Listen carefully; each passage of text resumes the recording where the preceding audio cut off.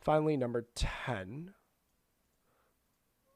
Number 10 says indicate whether each structure is aromatic, non-aromatic, or anti-aromatic. Treat all structures as planar. So either aromatic, non-aromatic, or anti-aromatic. And then treat all structures as planar. So I'm just gonna, again, for the sake of time, I'm just gonna skip to these solutions here.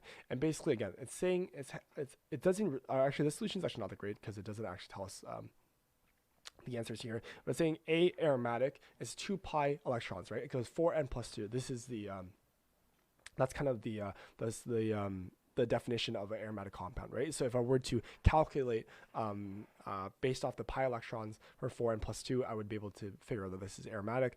Non-aromatic compounds would be non-cyclic, right? So again, for example, E and B here are non-aromatic because they're non-cyclic here. And C here says, C here is, so this guy here is aromatic because 4n plus 2. Oh, A is, they answered the question, sorry. A is aromatic, 2 pi electrons, because I have the 2 pi electrons with the double bond here. So 4n plus 2, it matches this kind of formula here. B is non-aromatic, is non-cyclic good. C here is also aromatic, right? You have 6 pi electrons, again, 3 double bonds here. So this here is an aromatic compound. D here is anti-aromatic, right? Anti-aromatic is not 4n plus 2, but simply 4n, right? So if you have n, in this case, n equals 5, right? So if I count, I have 1, 2, 3, 4, 5, 6, 7, 8, 9, 10. I have 10 double bonds, which means I have 20 pi electrons. It does not fit the formula 4n plus 2. It fits the formula 4n, therefore anti-aromatic. And finally, E here is non-aromatic because it's non-cyclic. So the solution here is correct.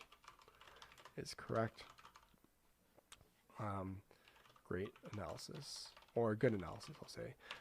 It's basically just saying, again, I'll define it for you as well. So again, aromatic compounds, basically when we count the pi electrons, you need to have, for it to be aromatic, it has to be 4n plus 2, right? So aromatic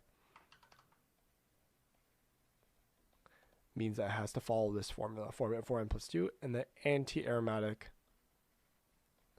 follows the formula of 4n, right? So it depends on the number. In this case, it really depends on the number. And if if n is a whole number, then aromatic, it would be aromatic. And if it follows this formula here, it'd be aromatic, right? So again, for this one here, again, I only have 2 pi electrons here.